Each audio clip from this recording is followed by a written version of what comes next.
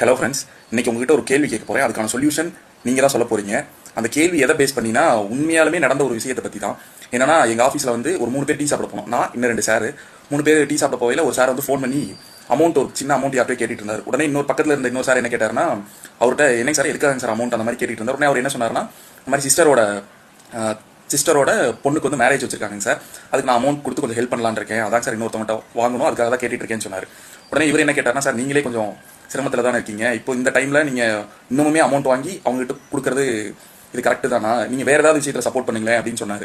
உடனே அவர் என்ன சொன்னார்னா, சார் வேறு எந்த விஷயத்தில் சார் சப்போர்ட் பண்ண முடியும்னு நினைக்கிறீங்க அப்படின்னு சொல்லிட்டே இருந்துட்டு அவர் ஒரு இந்த மாதிரி பேசிகிட்டே இருக்கல. அவர் ஒரு விஷயம் சொன்னார், அன்பையோ பாசத்தையோ வேற எதன் மூலியமா தான் சார் நீங்கள் வெளிப்படுத்த முடியும்னு நினைக்கிறீங்க, நம்ம ஒரு மணி கொடுத்து சப்போர்ட் பண்ணுறது மட்டும்தான் அவங்களுக்கு அந்த இடத்துல பெரிய சப்போர்ட்டாக இருக்கும் அப்படின்னு சொன்னார். எனக்கு அவர் அந்த சொன்ன வார்த்தைகள் வந்து ஸ்ட்ராங்காகவே என் மனசில் இருந்துச்சு. என்னன்னா, அன்பையும் பாசத்தையும் வேற எந்த வழியாக தான் நீங்கள் வெளிக்காட்ட முடியும்னு நினைக்கிறீங்க இந்த மணி கொடுத்து ஹெல்ப் பண்ணுறதை தவிர அப்படின்ட்டு எனக்கு அது கரெக்டுன்னு தான் தோணுச்சு. இன்னும் சொல்ல போங்கன்னா, நம்ம கல்யாணத்தில் போய் என்ன வேணாலும் ஹெல்ப் பண்ணலாம், ஆனால் அந்த இடத்துல தேவைப்படுறது மணி தானே.